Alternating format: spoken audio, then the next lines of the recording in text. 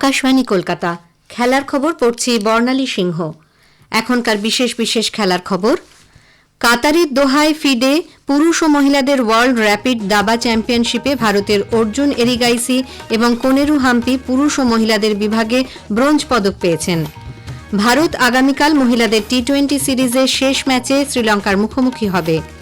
Bangla Vijay Hazare trophy ক্রিকেটে আজ চণ্ডীগড়কে 6 উইকেটে হারিয়ে দিয়েছে।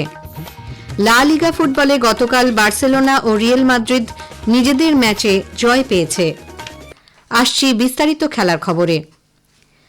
কাতারের দোহায় ফিডে পুরুষ ও মহিলাদের ওয়ার্ল্ড র্যাপিড দাবা চ্যাম্পিয়নশিপে ভারতের অর্জুন এরিগাইসি এবং কোনেরু হাম্পি পুরুষ ও মহিলাদের বিভাগে ব্রোঞ্জ পদক পেয়েছেন। 10.5 পয়েন্ট পেয়ে ম্যাগনাস কার্লসেন প্রতিযোগিতায় চ্যাম্পিয়ন হয়েছেন।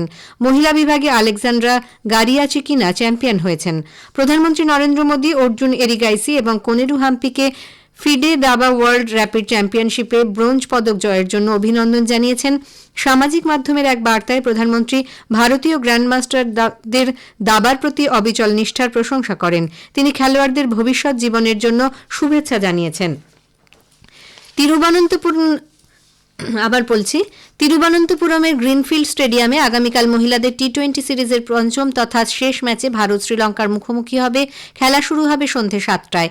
5 ম্যাচের টি-20 সিরিজে প্রথম 3টি ম্যাচ জিতে ভারত আগেই সিরিজ জয় নিশ্চিত করেছিল। তিরুবনন্তপুরমে গতকাল চতুর্থ ম্যাচে ভারত শ্রীলঙ্কাকে 30 রানে হারিয়ে দিয়েছে। শ্রীলঙ্কা টসে জিতে ভারতকে ব্যাট করতে পাঠায়। ভারত নির্ধারিত 20 ওভারে 2 উইকেটে 221 রান তোলে। স্মৃতি মান্ধানা 80, শেফালি ভার্মা 79 রান করেন। রিচা ঘোষ 40 রানে অপরাজিত থাকেন।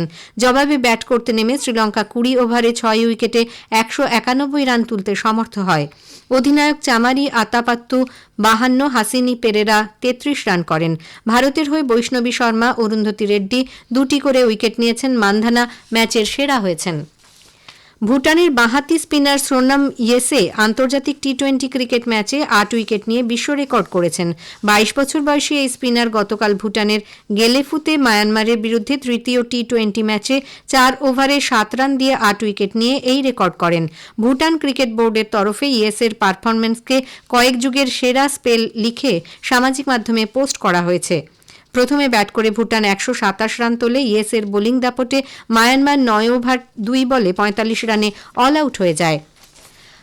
রাজকোটের সৌরাষ্ট্র ক্রিকেট অ্যাসোসিয়েশন স্টেডিয়ামে আজ বিজয় হাজারে ট্রফি ক্রিকেটের ম্যাচে বাংলা 6 উইকেটে চণ্ডীগড়কে হারিয়ে দিয়েছে। বাংলা টসে জিতে ফিল্ডিং করার সিদ্ধান্ত নেয়। চণ্ডীগড় প্রথমে ব্যাট করে 48 ওভার 2 বলে 319 রানে অল আউট হয়ে যায়। অধিনায়ক মনন ভোহরা 122, সন্নাম সাইনি 67 রান করেন। বাংলার হয়ে মুকেশ কুমার 5টি, মোহাম্মদ শামি 3টি, শাহবাজ 2টি উইকেট নেন। রান তাড়া করতে নেমে বাংলা 4 উইকেট হারিয়ে 47 ওভার 4 বলে লক্ষ্যে পৌঁছে যায়। অভিষেক পোড়েল 106, অনুষ্টুপ মজুমদার 63 রান করেন। শাহবাজ আহমেদ 76 রানে অপরাজিত থাকেন। মুকেশ কুমার ম্যাচের সেরা হয়েছেন। বাংলা 3 ম্যাচে 8 পয়েন্ট সংগ্রহ করে এলিট বি গ্রুপে পঞ্চম স্থানে রয়েছে। বাংলা বুধবার একই মাঠে পরবর্তী ম্যাচে জম্মু ও কাশ্মীরের বিরুদ্ধে খেলবে। ভিলারিয়েলে গতকাল লা লিগা ফুটবলে বার্সেলোনা 2-0 গোলে ভিলারিয়ালকে হারিয়ে দিয়েছে। বার্সেলোনার হয়ে রাফিনহা ও ইয়ামাল গোল করেছেন। ভিলারিয়ালের হয়ে একমাত্র গোলটি করেছেন রেনাতো ভেইগা। মাদ্রিদে অন্য ম্যাচে রিয়েল মাদ্রিদ 2-0 গোলে সেভিলাকে হারিয়ে দিয়েছে। রিয়েল মাদ্রিদের হয়ে জুড বেলিংহাম ও কিলিয়ান এমবাপে গোল করেছেন।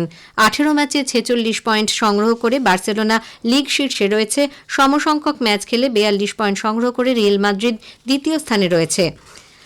জম্মুর মৌলানা আজাদ স্টেডিয়ামে স্কেটিং রিংকে আজ থেকে সপ্তদশ জুনিয়র রোল বল জাতীয় চ্যাম্পিয়নশিপ শুরু হয়েছে। 26টি রাজ্য ও কেন্দ্রশাসিত অঞ্চল থেকে অন্তত 600 জন খেলোয়াড় এই প্রতিযোগিতায় অংশগ্রহণ করছেন।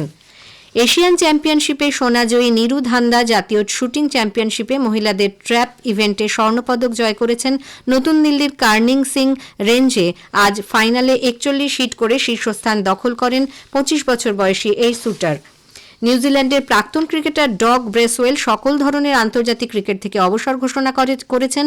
25 বছর বয়সী এই অলরাউন্ডারের ব্ল্যাক ক্যাপসের হয়ে 28টি টেস্ট, 21টি ওয়ানডে এবং 20টি টি-20 খেলে 120টি উইকেট নিয়েছেন এবং 915 রান করেছেন।